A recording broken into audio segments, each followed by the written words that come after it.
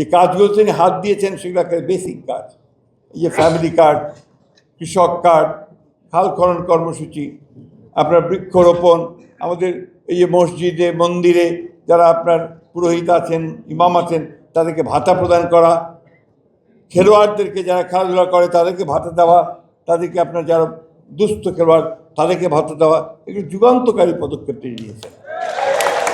আমি প্রস্তাব করব ভাবছি, আমার সঙ্গে জাহিদ ভাই নিশ্চয় একমত থাকবেন, যে আগে শ্রেষ্ঠ কৃষকদের একটা জাতীয় পুরস্কার দেওয়া হতো, সেটা আবার চালু করার কথা আমি বলবো। একই সঙ্গে শ্রেষ্ঠ সহকারী কৃষিবিদ, উপসহকারী কৃষি উপসহকারী, তাদেরকেও পুরস্কার দেওয়ার ব্যবস্থা করতে হবে, কৃষিবিদদের পুরস্কার দেওয়ার ব্যবস্থা করতে হবে। আমি খুব আনন্দিত হয়েছি, এইবার স্বাধীনতা পুরস্কার পেয়েছেন আমাদের কৃষি বিজ্ঞানী।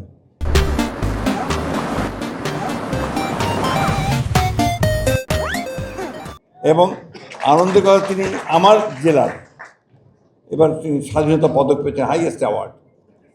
এইভাবে দিলে হয় কি, আপনি উৎসাহ বাড়বে, মানুষকে কাজ করতে আগ্রহী হবে অনেক বেশি। আমরা এই প্রস্তাবগুলো আনবো, ইনশাআল্লাহ আমার মনে হয় আমরা সফল হব। আমরা মনে করি যে, আমি সবসময় যেটা মনে করি যে বাংলাদেশের সবচেয়ে পজিটিভ সেক্টর কোনটা? কৃষি। এবং কৃষিতে যে সাফল্য এনেছে এটা আর কোনো সেক্টরে আসে নাই। কেন বলি আপনাদেরকে, আমরা যখন স্বাধীনতা যুদ্ধ করলাম, আমি তো তখন আমরা যুবক, 1972 সালে, তখন আমাদের খাদ্য ঘাটতির পরিমাণ ছিল প্রায় 28 লক্ষ মেট্রিক টন। তখন জনসংখ্যা ছিল 7.5 কোটি, আর এখন জনসংখ্যা হচ্ছে প্রায় 20 কোটি। খাদ্য ঘাটতি নাই বললেই চলে। কারা করেছে এটা? ওই কৃষকেরা, যারা রোদে পুড়ে ঘামে ভিজে রক্তকে পানি করে আপনার ফসল উৎপাদন করেন, আর আপনারা যারা ওই ডেসিমিনেট করেন তাদের পাশে দাঁড়ান, যে প্রযুক্তিটা, সে প্রযুক্তিটা আপনারা নিয়ে যান, তাকে বোঝান, সেইভাবে কাজ করে।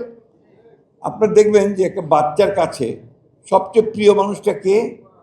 শিক্ষিকা, স্কুলের শিক্ষিকা, যে স্কুলে যায়, ও যেটা বলবে সেটা একেবারে ঠিক, ওটাই ঠিক, ওটার কোনো পরিবর্তন নেই, ঠিক না? তেমনিভাবে একজন উপসহকারী কৃষিবিদ কৃষককে যে কথাটা বলে, সে সেটাইকে বেদবাক্য মনে করে। এই জন্যই আমি মনে করি যে এই বিষয়গুলো আমাদেরকে অনুধাবন করে আমাদেরকে আপনাদের কাজের পরিবেশটাকে উন্নত করতে হবে।